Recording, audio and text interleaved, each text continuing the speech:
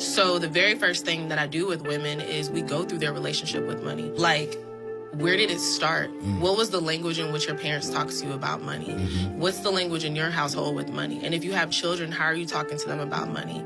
Was money the subject of arguments in your household? Were you taught, as long as you have a roof over your head, clothes on your back, and food in your stomach, don't worry about it?